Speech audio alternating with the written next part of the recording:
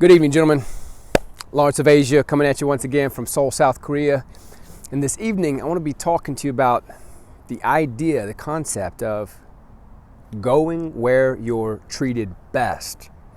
Now, for many of you, you may have never traveled too much, so where would be best? You may not even have ever thought or even had the conceptualization that perhaps another place could be better. People could perhaps treat you better in a different place, or the women might look at you with more affection and curiosity, right? They may give you more attention. You may be treated better by the women. Or, the people may just be a lot more cordial and peaceful in general, right? And they may appreciate your presence, right? And you may find yourself where you are now that people really don't give a damn if you're there or not, and you don't get respect, or you're not getting treated with any level of decency, or maybe you have a government that wants to tax you to death, right? Or you're just in a situation, or you're in a neighborhood or a city where life isn't good. You don't have the right, you don't have the vibes around, you don't have the positive vibes that you would care to orient with. You're trying to spiral upwards and everyone around you is trying to pull you down. You've got to get out of those circles, right? So we'll talk about it on a micro scale. For one, your immediate circle, gentlemen, you want to be very, very aware of only allowing folks into your life. Now, you're going to have some people that are negative sometimes, totally understood, but you don't want to spend too much time around negative people, gentlemen. You really want to spend as much time as you possibly can around people who are going somewhere, people who are progressing or doing something epic with their life, right? Who are progressing in business or with their physical fitness. People that are essentially progressing, gentlemen. People that are adventurous, people that will challenge your notion of life, right? Put yourself around these people, or even people that are excited for these ideas, excited to grow, that love to talk about bigger ideas, right? Because what often happens for most of us, gentlemen, in these small towns, cities, the circles that we find ourselves in, if we don't change up from the point of high school or university, right, we find that the majority of people are content living mediocre lives of discontent. They're not really happy, but they're not so unhappy that they're willing to change their circumstances. And they'd really rather you stay there with them in that same energy field, and you be a personality that suits their ego in the sense that you're familiar, you're predictable, So if you were to go drinking with your friends every weekend and then all of a sudden you go show up and you say, yeah, I'm not drinking anymore, you may find 1 or 2, 3 of your friends that might really challenge their notion of themselves, and they may not take a liking to that. You might get a little hate, right? Now, if they're good friends, they would understand. They wouldn't push you too hard, right? They would be understanding, and they wouldn't take offense to it, right? But some people literally take offense to that, right? The reason why is because it challenges their own conceptualization of themselves, gentlemen, right? So, people that we have known for years and years, if they're not doing anything significant with their life, or if they're not trying to progress, then they're just happy as can be if you're not progressing in general, gentlemen. And it's a sad state, but that just has to do with our own egos and how we like for people to be predictable and stay the same. And also it justifies and it okays all of the negative and say bad behaviors, bad habits, alcoholism being one, that people are just being lazy, not progressing in the gym, being okay with getting fat, right? If everybody in the circle is doing that, then you can be more okay with it, right? And so when you really start to progress, you may find that your circles may push back, right? All right, that's a micro scale, gentlemen. Now, put yourself, the people that are immediately around you, want to be around people that are progressing. That's the micro scale. Now, hope you're still with me. Now, this talk is really about the macro scale, gentlemen, and going where you're treated best, meaning going to the country, I could say city, but really what I mean and what I really want to get at in this video is going to the country or countries where you are treated best. Now, we'll go into the subject of women, but not only that, before we do that, I grew up in America. And people did not, there are people who have a good vibe, they're positive people, but just because people are positive, not necessarily are these people progressing. And I found my tribe, so to speak, out in LA, folks that were high vibe, high health, high integrity, working and progressing in business or some sort of endeavor, talent, art, and folks that really celebrated life. That's a whole nother aspect, gentlemen.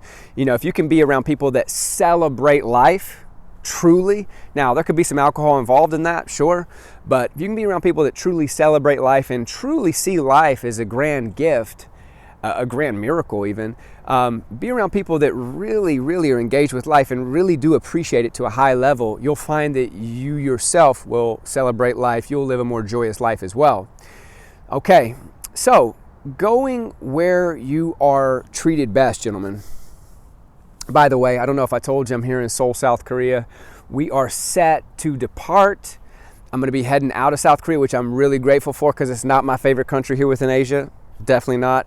I really do prefer, gentlemen, Southeast Asia. Overall, now, best culture in Asia, probably Japan. They've got an amazing culture. It's the most harmonious, most refined culture in the world, okay?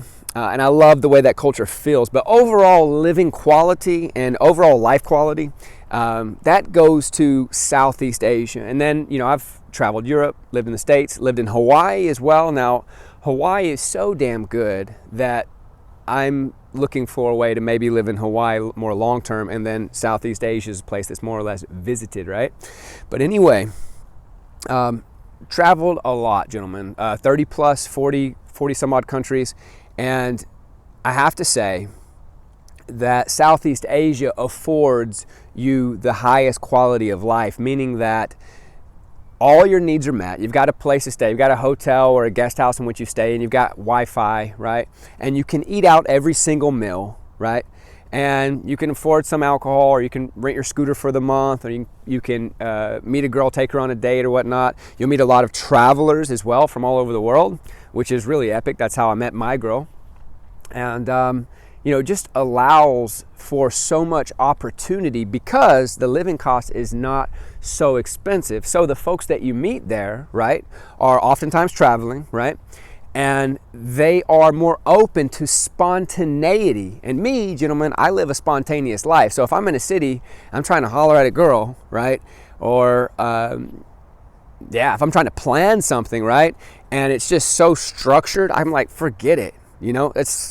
It's too much, right? I live a spontaneous life, gentlemen, and I can say it allows for a very, very spontaneous life, Southeast Asia does. Now, where is Southeast Asia? Now, for me, the countries that I love, Thailand, North and South, not Bangkok so much. North and South Thailand, that means Chiang Mai and Pai in the north, Pai. And in the south, those are the islands, Railay Beach, and I'd say Koh Phangan are two really awesome places, Koh Samui, so as well. Awesome diving, a lot of adventures to be had, big parties, a lot of dancing, a lot of music, right? All this can be had, a lot of adventures, gentlemen. You can have an adventure every single day, right? You meet a girl, you want to go to the waterfall, let's do it. So it allows for that spontaneity and that adventure, right? That for me is just absolutely epic. And that's one reason I love Southeast Asia so much. So that consists, what is Southeast Asia, right? Okay. Southeast Asia, for me, my favorite country is Thailand, Vietnam. My favorite place in Vietnam is Da Nang. It's actually Hoi An, which is 15-minute taxi ride outside of Da Nang. Da Nang is the third largest city in Vietnam, but it's right on the beach. It's clean, the air is epic, and lots of space on the roads, no congestion, and the air is just super clean, unlike Ho Chi Minh and Hanoi in the north, okay? So you're right on the beach, you've got a big city, you got an international airport, you got great food, you got really, really sweet people, and then you also have people traveling from all over the world. A ton of Koreans actually travel there in Da Nang. So if you want to meet a Korean girl, perhaps you do better to go to Da Nang and meet a Korean girl there as opposed to in Korea, because there's thousands of them there every day, and they have more time to be spontaneous and open, and they don't have the scowling eyes on them as they do in their home country here in South Korea. Okay, so All right, then let's skip over to Malaysia. Now, Malaysia is epic as well. The people are so cool. Now, of all the countries within all of Southeast Asia, within all of Asia, I can say that probably Malaysia is the country where I've been treated the best by every race of people, by all sorts of people, by the rich, by the poor, and all in between. And something about it. And now the first language is officially Malay, but you've got Mandarin Chinese spoken there. You've got maybe perhaps even several Chinese languages spoken there. You've got a lot of Indian folks there as well, and they have their language, 2 or 3 languages they're speaking. But aside from Malay, right, everyone speaks English, right? You jump in any taxi, any Uber, and they're speaking English, right? And they speak really good English. And on average, I'd say they oftentimes do speak better English than Americans do, actually.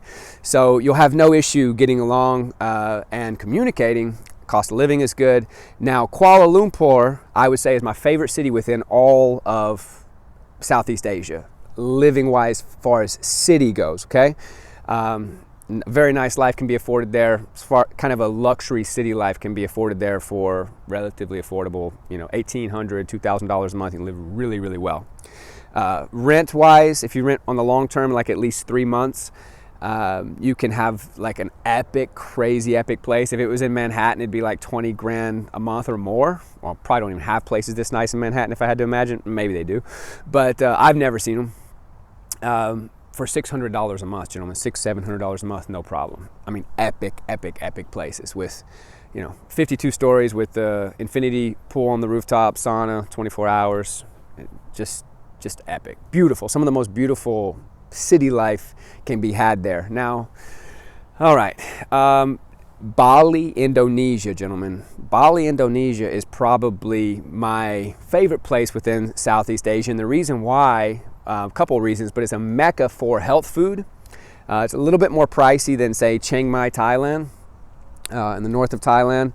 But I think what I love about it is that I feel that my tribe is there. It's not just young, crazy partying travelers there, right? The people that end up in Bali tend to be oriented in yoga, finding harmony and progress, and there's a very strong balance in the culture and amongst the folks that are traveling there as well. So, that's a place. That's not the city, but it's more of an island life. It's a little bit crowded. Quality of life is very, very good, though. People treat you well. In all of Southeast Asia and all of Asia, I can say that on average, the people are very soft. They just allow people to be. North Korea has a little bit of an aggression to its tone, just in the atmosphere, okay? Of all the Asian countries I've been, South Korea is the most kind of aggressive in its feel. People are not going to go around trying to start fights with you, though. Never, nothing like that. Just the overall vibe, gentlemen, is one that allows you to be at ease. Again, not South Korea because they're a bit nitpicky, right, with each other and anyone who's here perhaps, but definitely with each other. Very competitive, kind of like America, but maybe on steroids or, doubly so. All right, so go where you're treated best, gentlemen. And Central and South America is amazing as well. If you love Latin culture, you love Latin women, you love Latin food, go for it. I love it as well. It's epic. But for me, it was always Southeast Asia. Once I made it to Southeast Asia, this is like my go-to place. And I'm so grateful that it's now open again. Pretty much can go to these countries without any type of, restrictions these days. All right. So for what it's worth, gentlemen, go where you're treated best. I've just had things afforded to me, like people treat me really well. People welcome me. People want to introduce me, right? People want to invite me. People want to do whatever they can for me in a place like, say, Malaysia, right? So I was treated very, very well there. I don't know what it is. I don't know why, but, I am appreciated there, right? All right, so go where you're treated best. For me, it's Asia. Now, the women also treat me better in Asia, right? And I imagine that for a lot of you men in the Philippines or in Southeast Asia, you're going to find that a lot of women will treat you much better than in your home country. Now, is that fair to the local guys? It's not really fair to them, no. But you will be noticed more than in your home country on average, gentlemen. So I'm just sharing information, right? You do what you want with it. Yeah, going where you're treated best. Now, not only that, the quality of life, you're able to treat yourself better, gentlemen, because your money goes so much further. Like I've mentioned before, the geo arbitrage, gentlemen. If you can find a way to make passive income online or make money online, you're making your money with the computer, which we can all do now, right? I've got my own line of rose water, gentlemen. I've had it for 8 years, right? I sell it in over 100 locations, and then I sell it online as well. And that affords me the lifestyle I live. It's all based in the States. I make all my money in America, right? Officially. And then I spend my money in Asia. I spend my money in Southeast Asia. So my money is multiplied times 6, times 5, depending on which country I'm in. Now, the flights still cost a lot of money, right? They're actually cheaper here within Asia and Southeast Asia. Just so you know, they are a bit cheaper, quite a bit. Now, 2 quick websites I'll give you, gentlemen. Skyscanner.com for looking for flights, and then Booking.com for hotels, as well as HostelWorld.com looking for places. All these places I've just mentioned, you can look up accommodation, you can look up flights for these places online there, and this is where you'll find the best and just straight to the information you're looking for, essentially. All right, so your money goes further, gentlemen. Now, if you've saved up 3 grand, 5, 10 grand, right, and then you want to go travel, you can do that, and you could stretch that money out for a long time, gentlemen. I mean, you could get by, realistically, you could get by on $300 a month if you needed to. You definitely could. I've probably done it before. And if you need to hustle when you're within the country, you can do that too. Now, you could always have a hammock with a built-in bug net, and then your accommodation's nothing, right? You can get your food from the market, you can eat out every couple of days, and you can get by on $300 a month, gentlemen, even with a scooter, okay? I mean, that would be technically possible, though I wouldn't push anyone to do that. I'd say ideally you want to be bringing in, or I would encourage you to have at least $600 a month passive income or active income, right? To really be comfortable within Southeast Asia and then still moving around and taking your flights. That's kind of a base minimum, and you've got to be really wise with your money, okay? But $1,200, you're living like only 5% of the city lives. You're in the top 5% at $1,200 a month in a place like Chiang Mai, Thailand. That's the absolute truth from what I've gathered, right?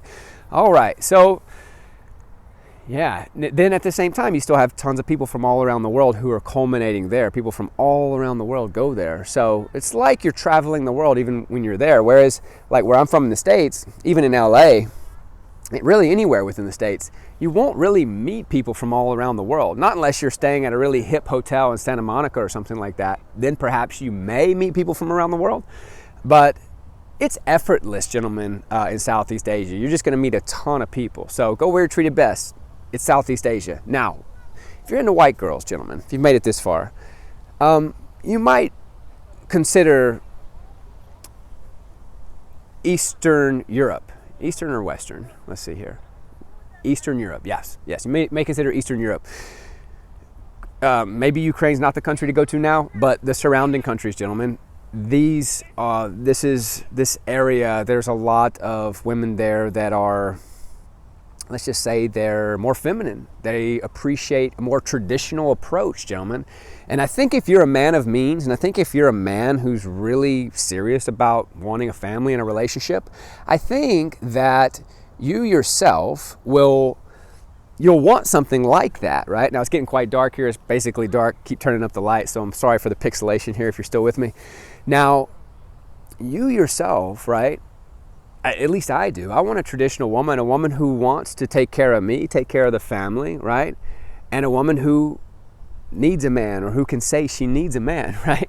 Not a woman who doesn't need a man, right? So these women in Eastern Europe are much more traditional and preferable for many men. Now, if you're, like I said, if you're into the blonde girls or the more fair girls. If you're into Asian women, Southeast Asia is epic. The most beautiful women are in Korea and Japan and China, Taiwan, okay, perhaps, but they're also really nice in Vietnam. They're also really nice throughout all of Southeast Asia as well. And you can meet all of the women from all around the world, including all the different parts of Asia, when you're in Southeast Asia, okay? So, and they'll be, in my experience, much more easy to approach and go on an adventure with, gentlemen. All right, so as you can tell, I'm excited talking about this. I can't wait to just get back to Southeast Asia myself. It's such a peaceful life, gentlemen, and the people are just, in general, they're not so stressed out, and they're not pushed to make the most money they possibly can, which is how so many Americans think and live. It's so sad. I see my own family in that boat where they're just constantly pushed and pressed for money because the rents are going up. Life is hard, and it's just strangling people, right? Southeast Asia, you can escape all that. Like if you can make $1,000 a month, you can live really well in Southeast Asia. So who knows? Maybe you meet you a girl and you get married one day, gentlemen. Who knows? Go where you're treated best, gentlemen. If you're not being treated well, if you're not being respected and appreciated where you are, double down, save your money, move back in with your parents if you have to, sell your vehicle, go to Southeast Asia, you'll never regret it. Be the best thing you ever did. Hey, I can't promise you now, don't be crazy, right? Don't be crazy. Guys, you live once, as far as we know, right? Maybe we live forever, but in this body you're gonna live one time. While you're young, make it happen. Make a choice right now that you're going to make it happen. Now, the last 2 years, gentlemen, we've been conditioned to not travel, right? That I think a lot of people have even lost the lust to travel, right? The desire to travel. Forgotten about it, right? Don't forget about that desire. Don't forget that you wanted to travel. 2 years ago, you wanted to travel, right? You can now. So go do it. All right? All right, gentlemen. God bless. I'll catch you again. Go where you're treated best. I love you, and I'll see you in Southeast Asia, gentlemen. Catch you in the next one. Peace.